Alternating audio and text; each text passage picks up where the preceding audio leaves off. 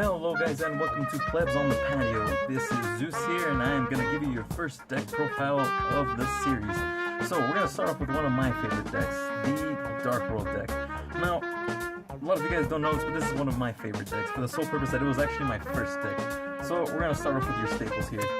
We're going to go with triple Grapha because he is what we like to call Big Boppy. And next we're going to go off with Snoww because Snoww is just too good.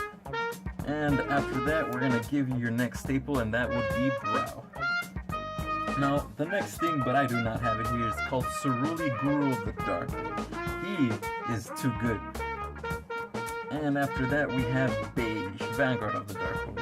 And we also have Siilva, Warlord of the Darkworld. And after that, we give you the tour guide and your Dark Arm Dragon. And that being it for the monsters, let's go off to the spells. So, your next staples are 3 Gates of the Darkworld.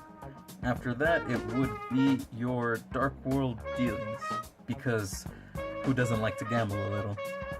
And we're gonna give you your Drag Down into the Grave, because we like to screw people over. And next, we're gonna give you your Allure of Darkness, because we need a plus off of things.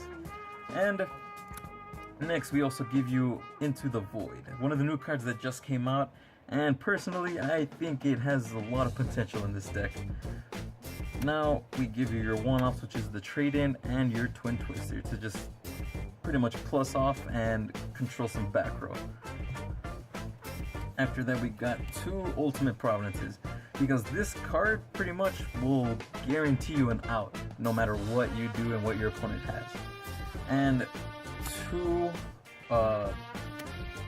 Darkworld Brainwashing and 1 Darkworld Smog. Now, as you can see, your Darkworld Brainwashing has not yet come out, but when it does, we are calling this the Darkworld package here. And a Darkworld pack would not be complete without the double Devastation viruses and the Eradicator Epidemic virus. And to finish it off, your 1 Soul Morning. Now, to give you a little run through of how the deck runs. So, essentially, this guy right here is your boss monster. He will wreck anything on the field. Now, the fun thing about this deck is that if you have this, he pluses off of that also, and so do you. So he gains 300 attack and defense, no matter essentially what happens to him. So we just have this to be able to recycle the Darkworld cards and be able to have something to help get them out and get you to discard things. Now, next we have Snoww. So Snoww essentially lets you search out these Darkworld cards. Snoww will search out any Darkworld monster, which most of the time will be this Grapha, and or sometimes the Broww. So we search out the Broww to be able to plus off of a card, because when this card is discarded, you can pretty much plus off 1 card. But if your opponent discards it, you plus off 2 instead. So, the other thing we use is obviously the Broww. Now, Broww is good because we combine him with Tour Guide from Underworld. Now, the reason we do this is because when we go through this, we have rank 3s to go into. So most of the time, the rank 3 we usually tend to go into will be Levier, to be able to special back out the Darkworld monster that got banished off of this Darkworld Gates here. And we also tend to go into this Phantom Knight because he's just good. And Acid Golem for pretty much game. Now, the next thing we like to go ahead and do is use the Ceruli. But as you can see, I do not have any yet. But I will eventually. So essentially what Ceruli does is that you discard him, he gets special off into your opponent's side of the field, and once that happens, his effect goes through, and once that happens, you can discard any card from your hand randomly.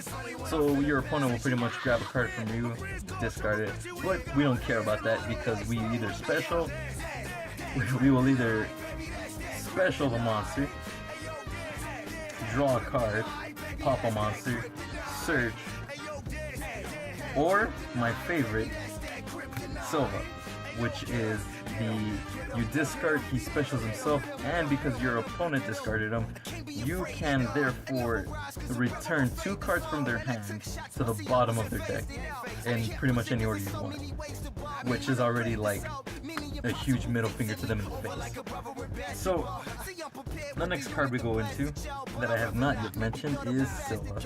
Now, for the exact same reasons I just listed, Siilva is one of the best cards to me. Now, the thing with Siilva is that in this deck we run 2. In other circumstances, you could run the what I like to call the Golzar from Power Rangers in here, and either way they're pretty much the same, but I just like Siilva's effect better. And he's a lot, in my experience, easier to pop out than the other one. Now, for the final guy, we have Dark Arm Dragon. So with Dark Arm Dragon, if you have any card pretty much in the grave, as long as it's a dark type monster, you pretty much banish as many of them as you want to pop anything on your opponent's side of the field.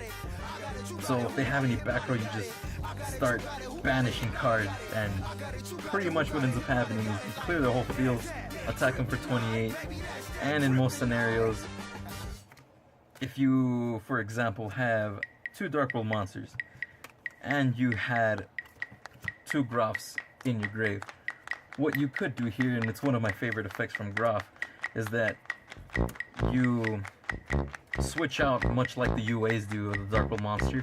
You add it back to your hand, and you pretty much special Graph out. And you pretty much can do that no matter what, as long as you have a Darkworld type monster on the field. So no matter what happens, this guy never dies. Unless you pretty much banish him. That is the only way to get rid of him, is that you or your opponent have to banish him. But even if you do, there's ways of getting around that. So, as for spells, the Twin Twister is pretty much just to take care of back row, and that's pretty much all it's there for, and to also discard anything. You can even discard Graph and get an extra pop. So essentially you can pretty much get rid of 3 back row, or 2 back row on a monster, just by using this one combo. Now we also have the trade-in, which is also for Graph.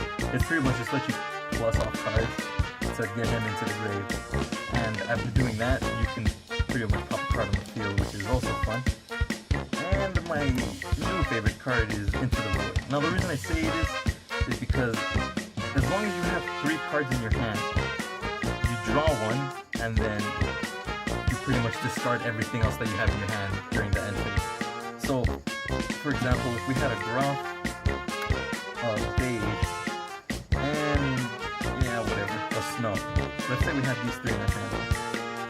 You go into the void, you plus off a card. So let's say we go Tour Guide. So what we would do in this situation is into the void, Tour Guide's drawn, normal Tour Guide, effective Tour Guide, special your Broww, go into any of the 3 Exceed monsters, and then from there we end turn. So you can go into Levier, your Phantom Knight, or your Acid. So you can just go your Wall, your Popper, or the guy who brings things back. And at the end of the turn, these 3 get discarded. So in that circumstance, Snoww will search out your gates, Beiige will get special, and then Graph is just engraved, so you can also pop anything on your opponent's side of the field. Then you swap out Beiige, you bring out Graph, and you just start swinging for as much damage as possible. Now, we have the Allure of Darkness because everything we're running here is a dark monster. So you just draw 2 and pitch 1, it's fine. Because we don't really care what happens. And Drag Down. Now, Drag Down is one of the coolest cards, for the sole purpose that as long as you have any of the Darkworld monsters, no matter what it is, as soon as they're discarded, they always do something. Especially when your opponent discards you. Sill, like I said, lets you take 2 cards from your opponent and put them back in the deck. Broww will let you plus 2, Grapha will let you pop, Beiige is just Beiige. He's just gonna special himself out. There's not really anything else he does. And Snoww will let you search any Darkworld card. So essentially, if any of these are in your hand, your opponent is gonna be in for the worst time of their life. Now, the next thing we're running is Darkworld Dealings. Darkworld Dealings is ran because you give a card to your partner and take it away. Because we don't care what happens to them. We're just trying to discard as many cards as possible. And Gates. Now, the thing with Gates is that it lets you banish a few times. You pretty much banish any of these guys.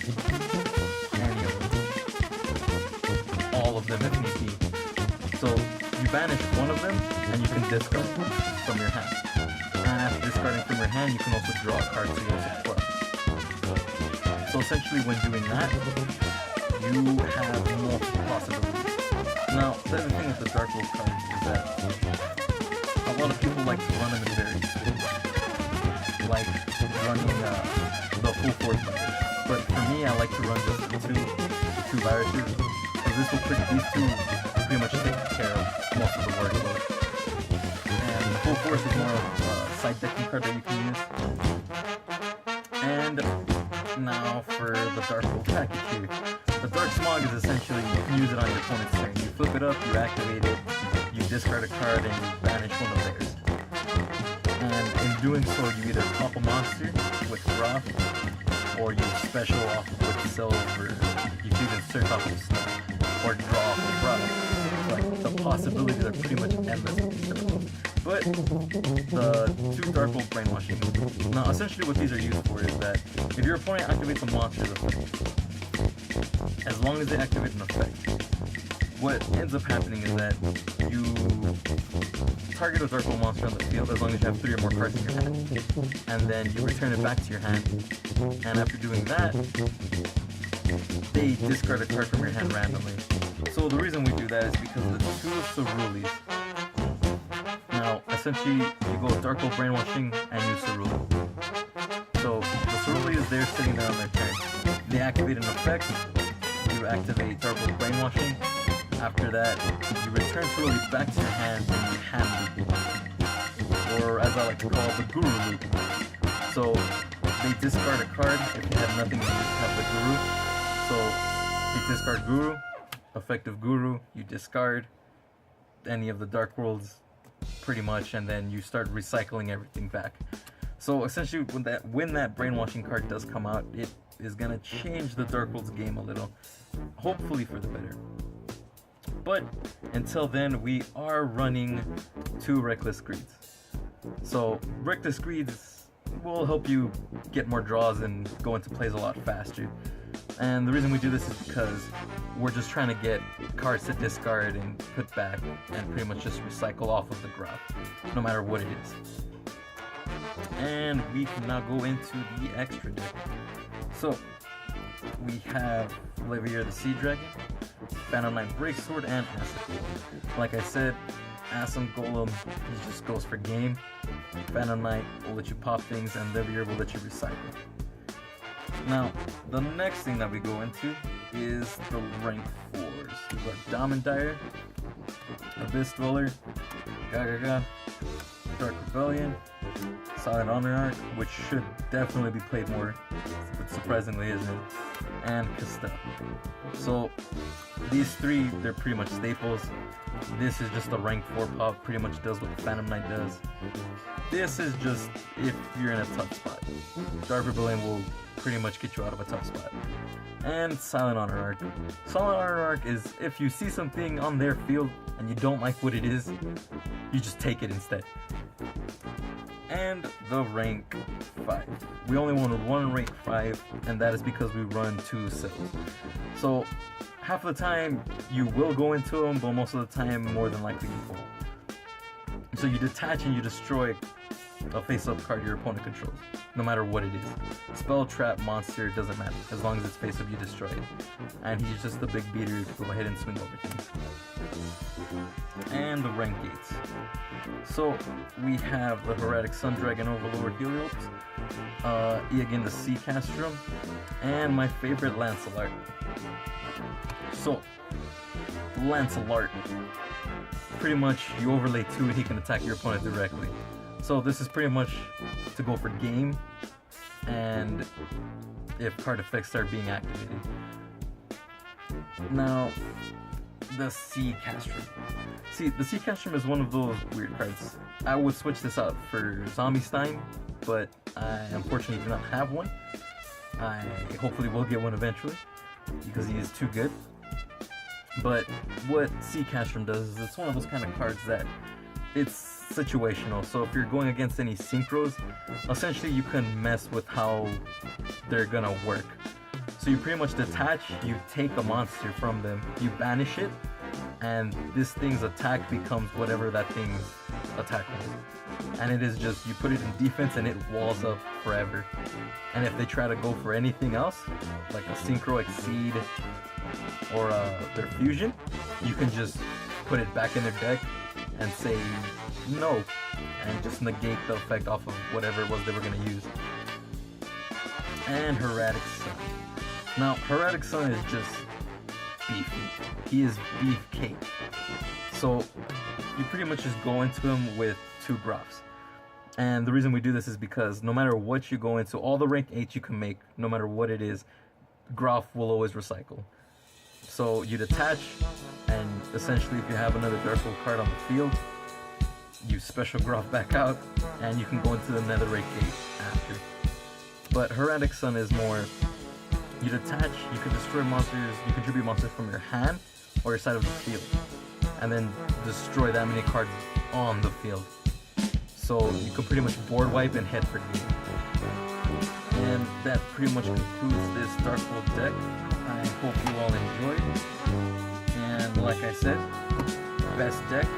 Very, very, very versatile with what you do. And I hope you all have a good day.